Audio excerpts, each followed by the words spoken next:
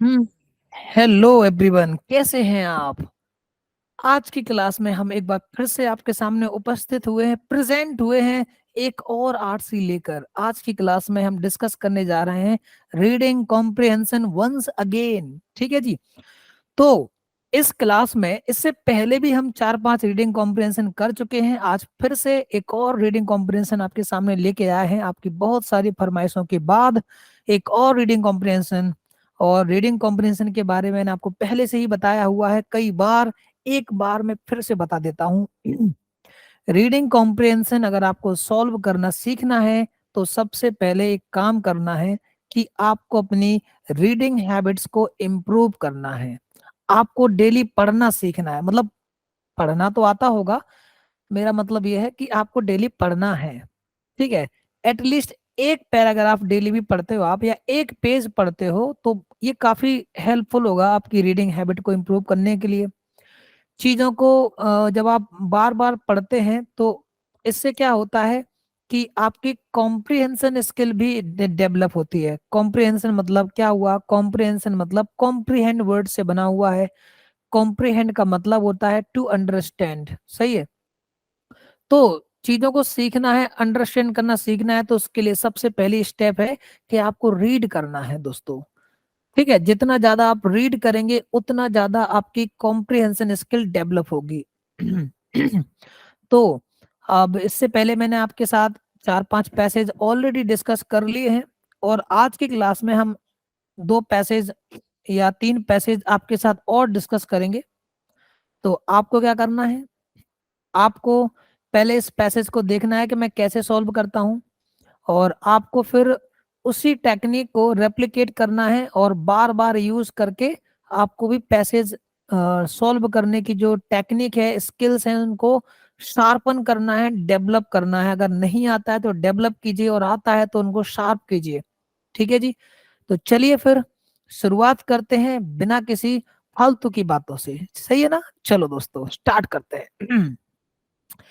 तो दोस्तों आपके सामने एक पैसेज पड़ा हुआ है, पहले इसके डायरेक्शन को पढ़ लेते हैं कि क्या बोल रहा है भाई। चलिए पढ़ते हैं। Read the passage carefully and answer the questions given below it.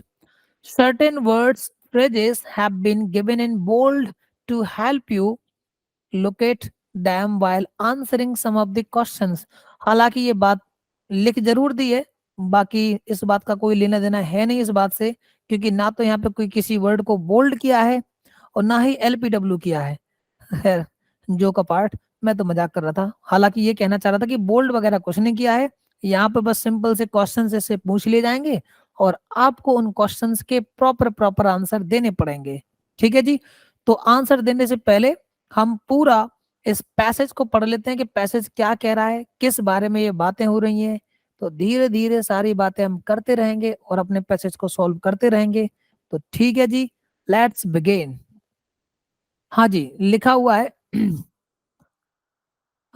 200 years after Malthus predicted that EDU population growth would overtake food production by a margin of 256 to 9. The simple fact is that food production had always been ahead of the population growth। कह रहे कोई person है मालथूस नाम से, और उन्होंने 200 years पे, मतलब 200 ईयर, हाँ 200 साल पहले प्रिडिक्ट किया होगा कि जो पॉपुलेशन ग्रोथ है ना, वो एक दिन ओवरटेक कर लेगी फूड के प्रोडक्शन को। मतलब जितना भी फूड आज के टाइम में एक पॉपुलेशन, जैसे मान लीजिए एक छोटे से एग्जांपल से, कि मान लीजिए कोई पर्सन है और उसके पास कोई जमीन है, खेती बाड़ी है, और उसके पास जो पूरी साल भर में जो फूड प्रोडक्शन होता है, तो वो टोटल होता है 10 लोगों को खिलाने के लिए। सपोज ऐसा मान लेते हैं कि एक साल तक 10 लोगों को खिलाने के लिए वहां पर वो फूड प्रोड्यूस कर लेते हैं। लेकिन अगर उसके घर में एक रैपिड ग्रोथ होती है पॉपुलेशन की, 10 लोगों की बजाय सीधे 20 लोग हो जाते हैं, तो जो फूड है, जो फूड था वो तो 10 लोगों के लिए था, लेकिन अब पॉपुलेशन उसके घर में, मतलब जो टोटल लोग हो गए वो हो गए 20।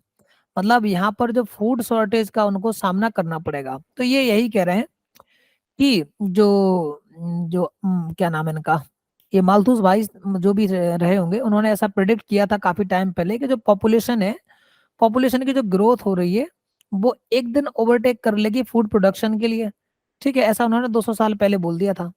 अच्छा, उसकी वजह ये थी, हालांकि उन्होंने ये भी बोला है इस मामले में कि जो फूड प्रोडक्शन है ना वो हमेशा ज्यादा रहा है पॉपुलेशन के कंपैरिजन में, तो जितनी पॉपुलेशन की ग्रोथ होती है उससे कई गुना ज्यादा ये लोग फूड का प्रोडक्शन कर लेते हैं, ऐसा बताया जा रहा है। चलिए आगे बढ़ते हैं। The simple fact is that food production had always been ahead of the population growth, ये तो बात हो गई। Malthus doomsday prediction simply did not come true due to two major reasons। अब देखो ये तो सभी को पता है कि जो ये फूड की शॉर्टेज तो जनरली हुई नहीं है, मतलब अगर ओवरऑल देखें किसी मतलब पूरे वर्ल्ड को देखें तो फूड की शॉर्टेज अभी हुई नहीं है। हाँ, किसी पर्टिकुलर कंट्री की बात नहीं कर रहे हैं, वो अलग बात हो जाती है, लेकिन अगर नॉर्मली देखें तो भी फूड की शॉर्टेज अभी उस लेवल पर हुई नहीं है जैसा कि उन्होंने प्रेडिक्ट किया था, ठीक है।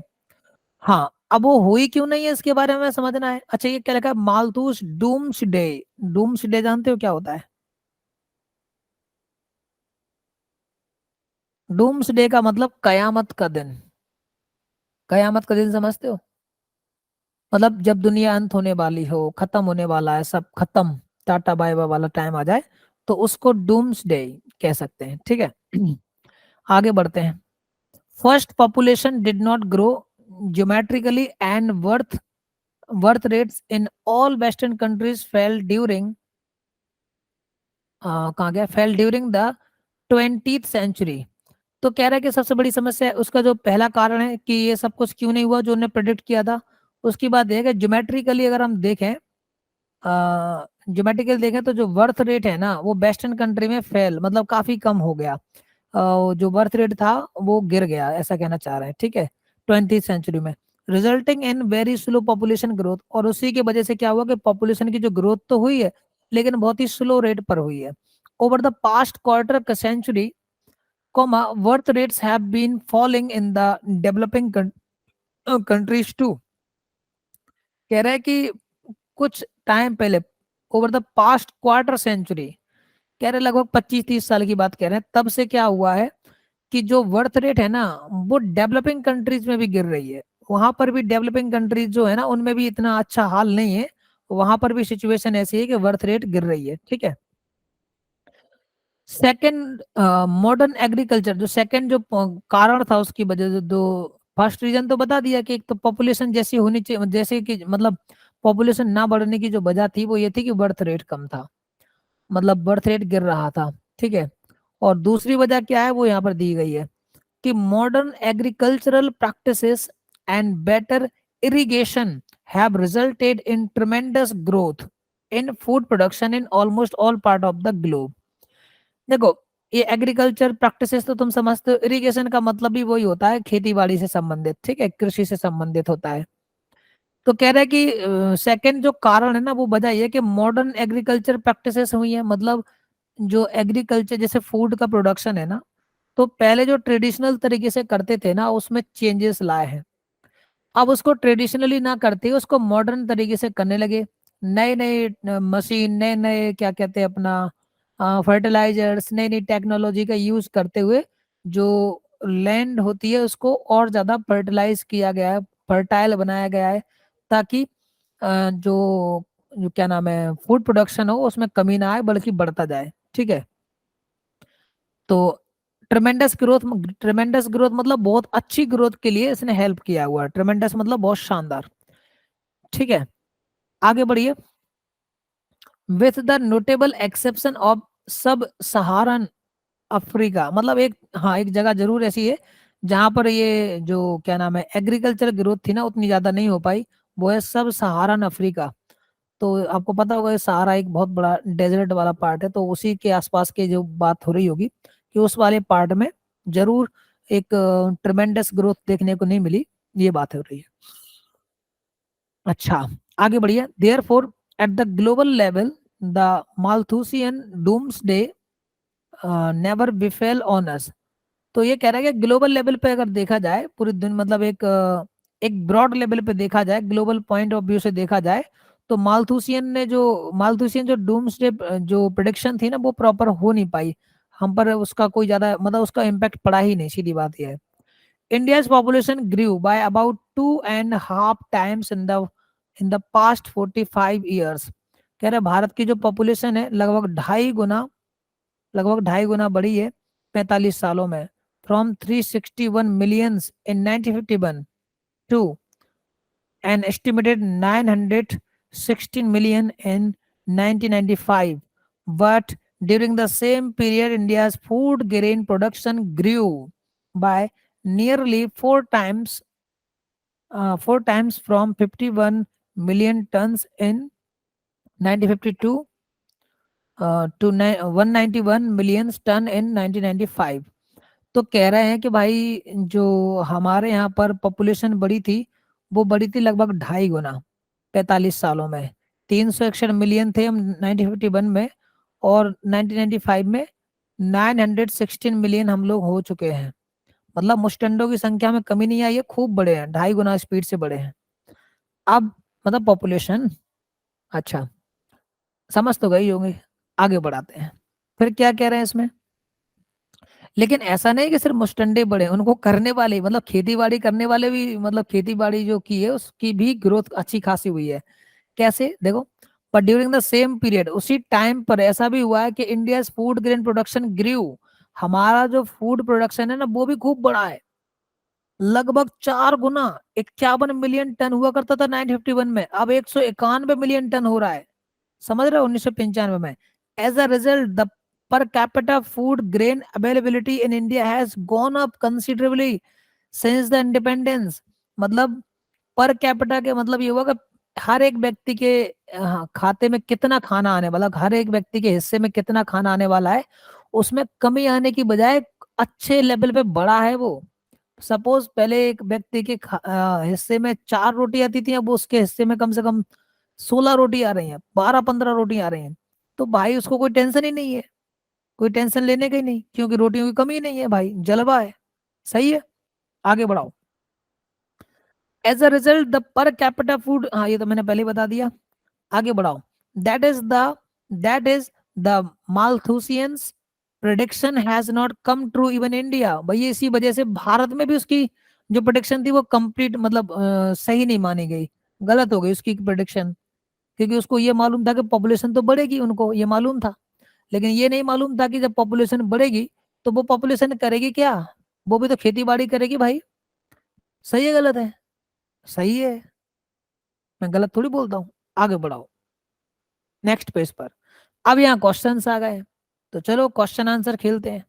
तो पहला क्वेश्चन आप सभी के सामने बच्चों, बताओ Malthus doomsday prediction did not come true due to two major reasons. They are, तो मैंने पहले ही बताया था आप लोगों को कि मालथूस की जो डूम्सडे प्रेडिक्शन है वो पूरी नहीं हो पाई। क्यों नहीं हो पाई? कारण पता है ना, एक नहीं था, दो कारण थे। अब पढ़ के देखते हैं किस में दिया हुआ है, जिसमें दिया वही आंसर होगा, जिसमें नहीं दिया वो आंसर नहीं होगा। चलो भाई। Rapid growth in population and industrial development, कह रहे इस वजह से नहीं हो पाई क्योंकि वो रैपिड ग्रोथ हो रही थी पॉपुलेशन में और इंडस्ट्रियल डेवलपमेंट में। भाई इंडस्ट्री में थोड़ी ना फूड उगाएंगे भाई, आलू को फैक्ट्री में उगाओगे क्या है? ऐसा थोड़ी होता है, तो ये तो बात बनेगी नहीं। काट दिस, गलत हो गया। Very slow growth in population and modern agriculture practices and better irrigation, that sounds good, ये मुझे ठीक लग रहा है, तो इसको थोड़ी देर के लिए सही मान लो, बाद में देखते हैं। Increase in per capita income and economic progress, कह रहे कि इंक्रीजमेंट हुआ है पर कैपिटा इनकम में और इकोनॉमिक प्रोग्रेस हुई है। तो इकोनॉमिक प्रोग्रेस का इरिगेशन से क्या लेने देना है, इधर तो बात नहीं हो रही है। मतलब फूड को अल्टीमेटली अगर हमें प्रोड्यूस करना है तो इसके लिए फर्टिलिटी चाहिए, फर्टाइल लैंड चाहिए और एग्रीकल्चरल प्रैक्टिस चाहिए। अब ये सब चीजें करोगे तब फूड प्रोड्यूस होगा ना यार।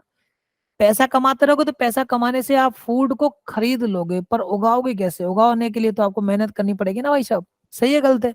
सही बात है। Better facilities in health and hygiene, अरे भाई हेल्थ और हाइजीन का क्या लेने देना है फूड प्रोडक्शन से? गलत है ये भी गलत है, यही सही है। तो क्या होगा आंसर 2? समझ में आ रहा कि नहीं?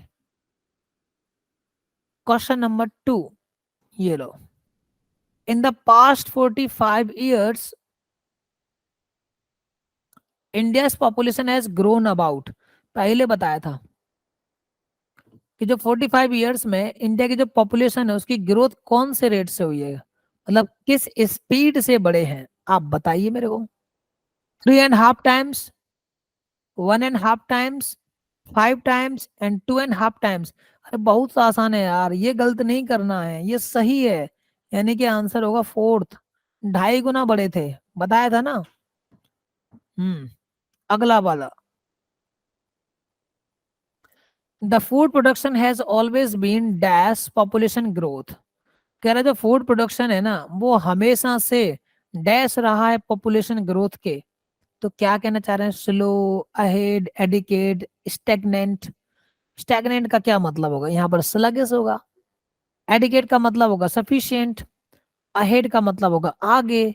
स्लो का मतलब होगा धीरे धीरे, पीछे मत कर देना।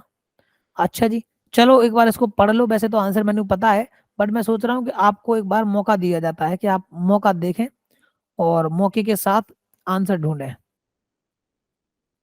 ये लीजिए, तो ध्यान से पढ़िए इसको, क्या कहता है ये सेंटेंस। तो आप ध्यान से देखोगे, यहाँ से देखिए, the simplest fact is that food production had always been ahead in the population growth.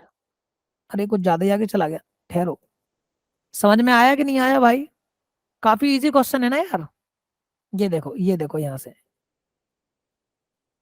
ये वाला, तो यही एक रीजन था, यही एक रीजन था, तो मतलब इसी को ये पहला रीजन भी था। और चलो आगे बढ़ाओ। तो समझ में आ गया आपको कि जो फूड प्रोडक्शन था ना वो हमेशा से पॉपुलेशन ग्रोथ से आगे था, आगे था मतलब अहेड था। ये होगा answer 2। In the developing countries the birth rate is dash. तो बताओ, जो डेवलपिंग कंट्री थी वहां पर बर्थ रेट घट रहा था, बढ़ रहा था, नॉर्मल था, क्या था। आंसर है increasing, doubling, falling, static. Static मतलब स्थिर था, ना घट रहा था ना बढ़ रहा था, एक ही रेट पर चल रहा था। तो ये तो नहीं था भाई आंसर। फिर कह रहा है फॉलिंग, फॉलिंग मतलब गिर रहा था, बात तो ऐसी हुई थी, ध्यान हो तो, है ना। डबलिंग कह रहा डबल हो रहा था, डबल नहीं हो रहा था भाई। डबल तो हम कर रहे थे, बल्कि डबल से भी ज्यादा कर रहे थे, हम 2.5 गुना स्पीड से बढ़ रहे थे। लेकिन काफी डेवलपिंग डेवलपिंग कंट्री में ऐसा नहीं हो रहा था। और जिस टाइम की बात हो रही है उस टाइम पे तो हम बड़े पुअर कंट्री थे भाई। इंक्रीजिंग, इंक्रीज तो नहीं हो रहा था, हटाओ। हालांकि इंडिया में भी बर्थ रेट उतना तेज नहीं था, लेकिन अगर हमारी उस पॉपुलेशन से हम कंपेयर करें जो हमारी 1951 में थी, तो उसके कंपैरिजन में हम डबल स्पीड से बढ़ रहे थे, मतलब 2.5 गुना स्पीड से बढ़ रहे थे। ठीक है, आगे बढ़ाओ। India food production from 1951 to 1995 grew nearly. तो कह रहा है हमारा जो फूड प्रोडक्शन था ना वो 1951 से 1955 तक जो बढ़ा, वो किस रेट से बढ़ा, 5 गुना बढ़ा था क्या, 4 गुना बना क्या था, 3 गुना लगान देना पड़ेगा ऐसा था क्या, या 2 गुना बढ़ा था। तो भाई ना तो 5 गुना, ना 3 गुना, ना 2 गुना, आंसर था 4 गुना। सही है ना कि नहीं सही है। लगभग 51 मिलियन टन था मेरे ख्याल से 51 में, और बाद में 191 तक पहुंच गया था। एक बार चेक कर लेते हैं अपन क्या था, आइए जरा देखिए क्या था।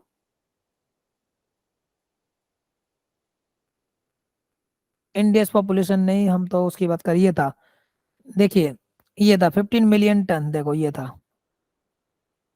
51 मिलियन टन था, और ये बढ़ के कितना पहुंचा था, 191 मिलियन, मतलब लगभग 4 गुना था। तो सही है भैया हमारा आंसर। अगले क्वेश्चन की तरफ आए। अगला क्वेश्चन खत्म हो गया, और अब एक और पैसेज आपके सामने है, और इस पैसेज को मैं चाहता हूं कि पहले आप एक बार पढ़ लो, और पढ़ने के बाद कुछ सोच के देखो क्या आपको ये पैसेज डिफिकल्ट लग रहा है या इजी लग रहा है।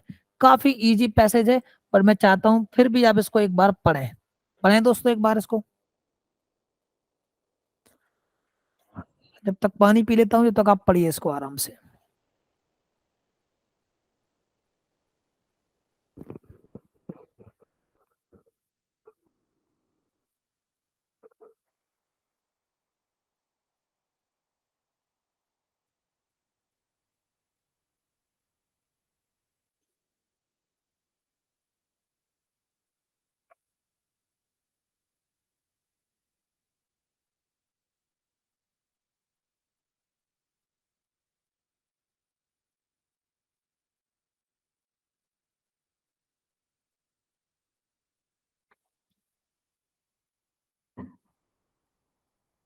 हाँ जी।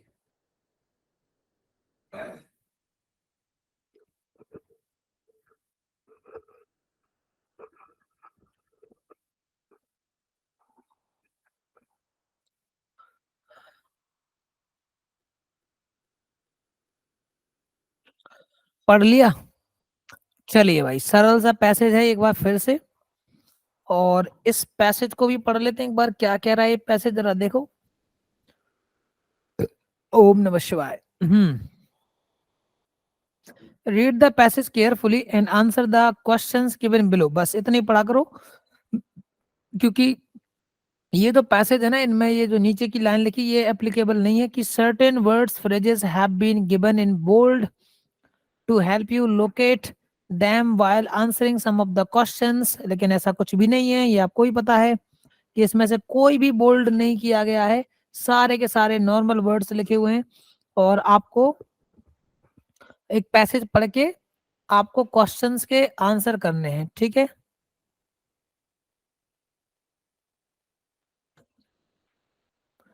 चलो भाई स्टार्ट करते हैं। लिखा है कि the world's oil reserves are expected to run out by the middle of the next century unless oil consumption is reduced. पता तो होगी दोस्तों कि ऑयल कैसे बनता है। ये ऑयल कौन सा ऑयल की बात हो रही है? ये सब्जी में डालने वाला सरसों का तेल नहीं है, या रिफाइंड ऑयल नहीं है। ये तो पता होगा कि रिजर्व किसके हैं। तो बात हो रही है फॉसिल फ्यूल की, बात हो रही है क्रूड ऑयल की, बात हो रही है। क्रूड ऑयल से बनता है आपका डीजल, पेट्रोल, इन सब की बात हो रही है। और ये सभी को इसकी स्टोरी पता होगा पहले से ही, कि 6.5 करोड़ साल पहले जब एक एस्टेरॉयड टकराया, और उससे जो हमारी अर्थ पर जो रहने वाले डायनासोर और बहुत सारे जानवर थे जो मर गए, दब गए जमीन के अंदर। और इसके बाद ये पेड़ पौधे सड़ सड़ गए जमीन के अंदर, और उनसे ही धीरे धीरे रचना स्टार्ट हुआ, और वहीं से बना आपका ये कौन सा, ये क्रूड ऑयल वगैरह, इससे फॉसिल फ्यूल वगैरह तैयार हुआ, बहुत सारी चीजें। तो कहने का मतलब ये हुआ कि हम इसी की चर्चा करने जा रहे हैं कि जो फॉसिल फ्यूल है, ये रिजर्व जो हमें अब हम काफी सालों से यूज कर रहे हैं, जम के यूज कर रहे हैं दबा के, और अब वो टाइम आने वाला है कि वो फॉसिल फ्यूल्स, या आप ये क्रूड ऑयल, कच्चा तेल वगैरह, या ऑयल वगैरह बोलेंगे, डीजल पेट्रोल वगैरह, ये सारे के सारे अब ये खत्म होने वाले हैं। कुछ ही सालों की बात है, ये खत्म हो जाएंगे, ठीक है। क्यों हो जाए खत्म? क्योंकि जम के यूज किया जा रहा है भाई। सही है गलत है? तो अब देखो क्या लिखा है।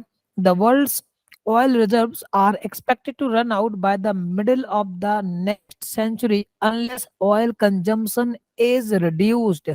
कह रहा है कि जो ऑयल रिजर्व है ना, वो बहुत जल्दी खत्म होने वाले हैं। रन आउट मतलब यहाँ दौड़ने से नहीं है मेरे भाई, नहीं तो रन आउट का मतलब हो जाएगा रन करके आउट हो गया, क्रीज तक नहीं पहुंचा।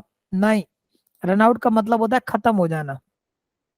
Expected to run out by the middle of the next century, अगली सेंचुरी के मिडिल में ही खत्म हो जाएंगे, ठीक है। Unless oil consumption is reduced, अगर हमने ऑयल के कंजम्पशन को रिड्यूस नहीं किया। रिड्यूस मतलब होता है कम कर देना, घटा देना। कंजम्पशन मतलब कंज्यूम से यूज हुआ, इस्तेमाल करना, तो उसका इस्तेमाल को हमें घटाना पड़ेगा। According to a leading petroleum geologist from the US, doctor Craig Bond Hatfield, समझ रहे हो, यानी कि सीबीएच, क्रेग बॉन्ड हैटफील्ड, उन्होंने कहा, who is at the university of Toledo, university of Toledo Ohio, he says the 100 billion, sorry, 1,000 billion, he says the 1,000 billion barrels of known global oil reserves are expected to run out by 2036। कह रहे हैं कि भैया 1,000 billion barrels, जो कि मतलब सबको पता था, ग्लोबली नोन है, ऑयल रिजर्व है, ऑयल ऑयल के, वो खत्म होने वाले हैं 2036 तक। Unless the current 69 million barrels per day consumption of oil is brought down. दोस्तों देख रहे हो आप, देख रहे हो आपका कहानी चल रही है। इतना सारा तेल पी जाती हैं आपकी गाड़ियां एक दिन में, इतना सारा तेल, देख रहे हो आप। इवन तेल निकल जाएगा इतना तेल बनाते बनाते। 69 million, 69 million barrels per day use हो रहा है। और अगर यही चलता रहा ना तो 2036 तक सारा तेल खत्म हो जाएगा, तेल के नाम पे सरसों का तेल बचेगा। ब्रॉट डाउन मतलब कम कर देना, ब्रिंग डाउन की थर्ड फॉर्म यूज की है यहाँ पर, ब्रॉट। तो ये बात की जा रही है, अगर उसको कम नहीं किया गया तो ये होने वाला है। रिजर्व्स में last for an extra 21 years if estimates of an additional 550 billion barrels of oil act to be discovered are taken into account।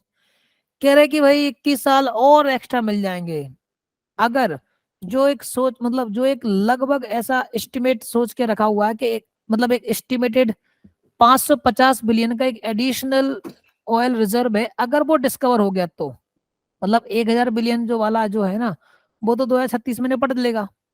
लेकिन 21 साल एक्स्ट्रा अगर हम और चला लेंगे, अगर 550 बिलियन का जो जखीरा है अगर वो हमको मिल जाए, डिस्कवर हो जाए तेल का, तो हम और मतलब 21 साल तक मौज ले सकते हैं। Discovered are taken into account, but a permanent decline in global oil production is virtually certain to begin within 20 years। लेकिन अब प्रॉपर तरीके से देखा जाए ना तो एक परमानेंट डिक्लाइन तो होने वाला है ग्लोबल ऑयल प्रोडक्शन में, ठीक है, और ये 20 साल के अंदर ही हो जाएगा। Hatfield believes serious planning is needed to deal with the economic consequences।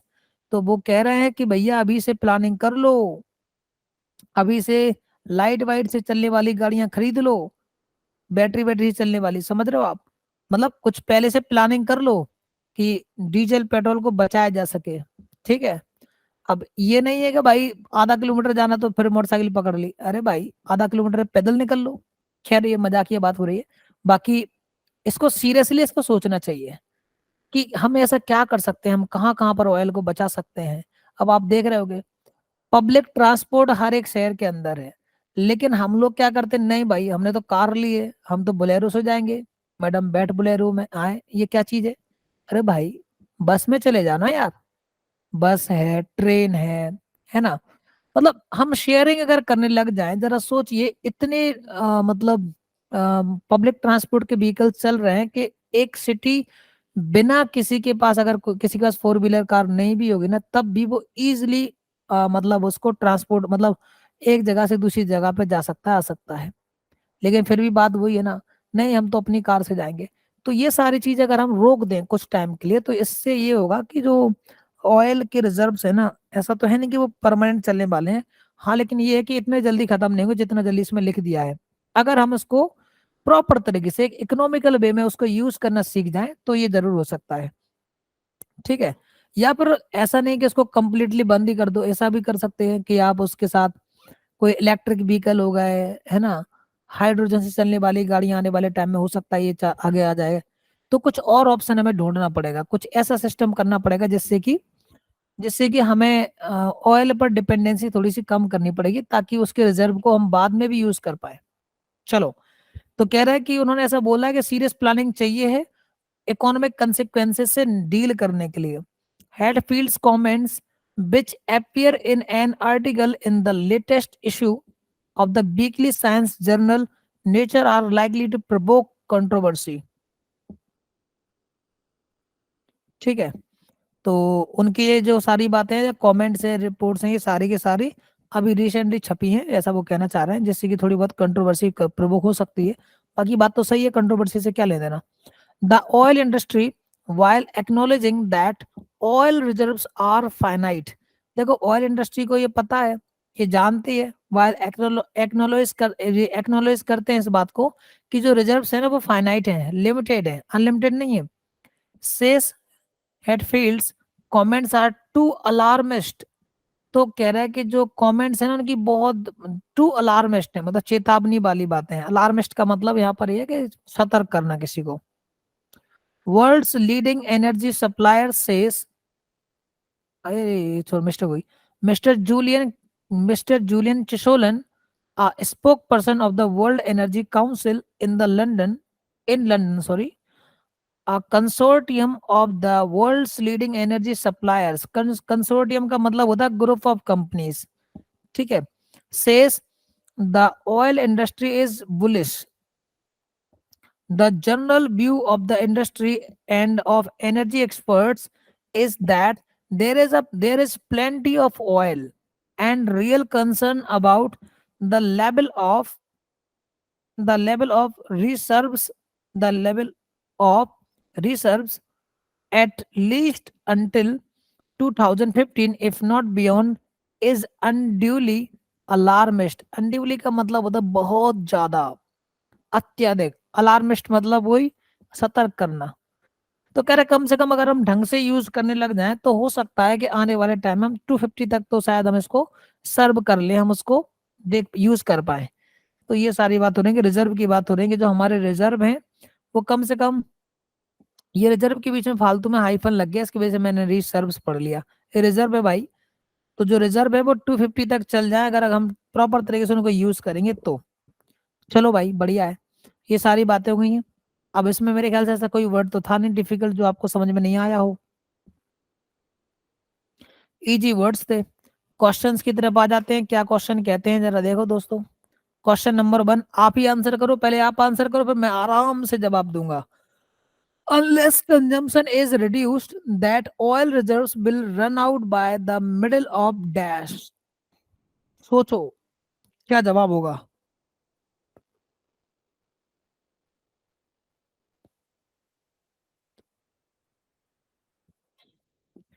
कौन सी सेंचुरी चल रही भाई साहब ये? 20 चल रही है, 21st चल रही है, 23rd चल रही है, या 24th चल रही है? 21st सेंचुरी है। और उसमें बार बार चीख चीख के बोला गया है कि भाई कम कर दो, कम कर दो, नहीं 2036 तक खत्म हो जाएगा, थोड़ा ठीक ठाक चला लोगे 2050 तक चला जाएगा। तो ये सब कुछ क्या है, ये 21st सेंचुरी में तो है। सही है गलत है? तो फिर आंसर होगा क्या, बी। सही है गलत है? Question number 2, to deal with economic consequences. Consequence का मतलब क्या होता है?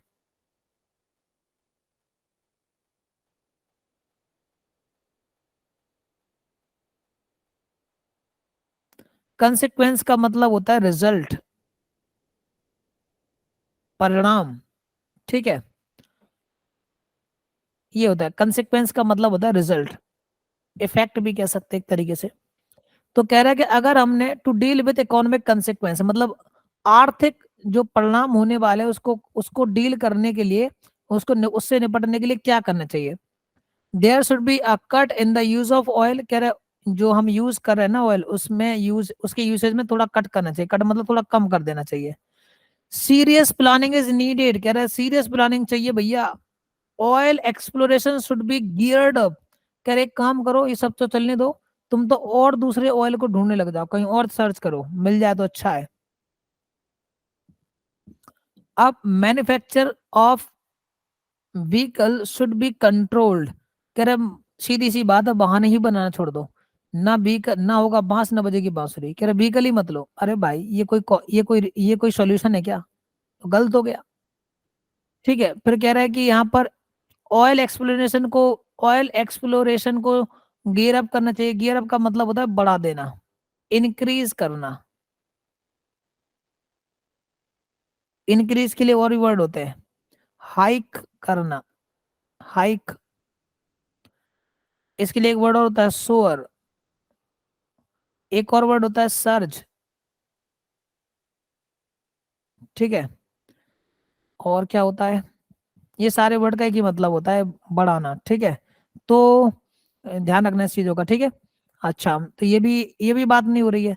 There should be cut in the use of oil. देखो यूज ऑफ ऑयल अगर इसमें हम कट करेंगे तो हमारे रिजर्व्स थोड़े लंबे टाइम तक चल जाएंगे, बट इकोनॉमिक कंसिक्वेंसेस के लिए तो यहाँ पर ये बात कही गई थी। सीरियस प्लानिंग चाहिए, सीरियस प्लानिंग इज नीडेड। तो ये होगा आंसर बी। सही है गलत है?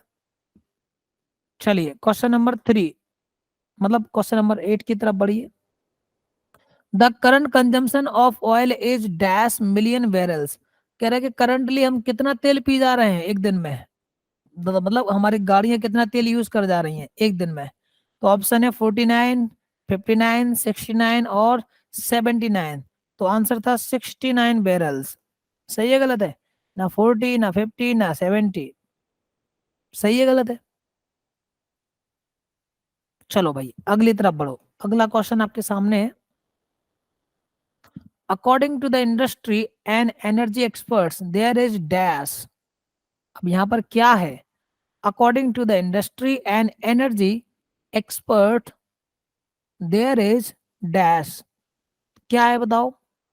Short supply of oil, adequate supply of oil, plenty of oil, increase in oil use। अब जो इंडस्ट्री है ना, एनर्जी मतलब according to industry and energy expert, वो क्या कह रहा है कि किस चीज में बढ़ोतरी हुई? प्लेंटी ऑफ ऑयल है, शॉर्ट सप्लाई ऑफ ऑयल है, एडिकेट सप्लाई ऑफ ऑयल है, इंक्रीज इन ऑयल है। मेरे ख्याल से ये थर्ड था। एक बार इसका पैसेज पढ़ लेते हैं, एक बार देखो जरा, पीछे डला होगा नीचे। Says the oil industry is bullish. The general view of the industry and energy expert is that there is plenty of oil। देखो ये दिया हुआ है, समझ रहे हो? तो कह रहे हैं कि एक्सपर्ट लोग हैं जो उन्होंने कहा है कि there is plenty of oil. ठीक है, तो इसके बारे में चर्चा हो रही है, तो आंसर क्या हो जाएगा? Plenty of oil. ठीक है, तो बाकी सब गलत हो गए। एडिकेट का मतलब सफिशिएंट होता है, मैंने बता दिया था पहले भी, इसका ध्यान रखेंगे आप लोग, और इन वर्ड्स को रेगुलरली याद करते रहिएगा। एक सेकेंड।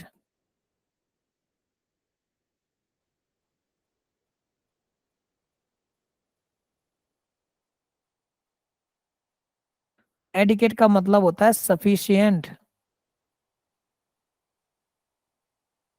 सफिशिएंट मतलब इनफ। तो ये थोड़ा सा ध्यान रखना। एम्पल, एम्पल वर्ड भी यूज हो सकता है, एम्पल अमाउंट ऑफ समथिंग। ठीक है, तो इन सब का मतलब होता है सफिशिएंट। याद करते रहना बच्चों। ठीक है जी, अगला क्वेश्चन, आज के पैसेज का last question. Hadfield's comment on oil reserve is. कह रहे जो हेडफील्ड की कमेंट थी ना रिजर्व पर, वो हमें क्या करना चाहिए? नॉट टू बी टेकन, नहीं मानना चाहिए। हटाओ यार, इस कान से सुनी उस कान से निकाल दी। ठीक है, कल की कल देखेंगे। To be taken seriously, serious लेना चाहिए। To be made public in oil countries, कह रहे इसको ऑयल कंट्रीज में पब्लिक कर देना चाहिए। To be circulated in all oil producing countries, कह रहे इसको सर्कुलेट कर दो आप जितने भी ऑयल प्रोड्यूसिंग कंट्री। अरे भाई, वो तुम्हें पर्सनली थोड़ी बताने आया था बंदा, न्यूज़पेपर में छपी थी तो सभी को पता होगा, सभी को पता होगा तो सीरियस लेना पड़ेगा। तो ये आपका आंसर हो गया। समझ रहे आप लोग? फिर एक और पैसेज है, इस पैसेज को आप लोग आराम से पढ़ें, और इस पैसेज को फिर हम आराम से करते हैं सॉल्व। तो आपके सामने ये रहा पैसेज, पढ़ के दिखाओ।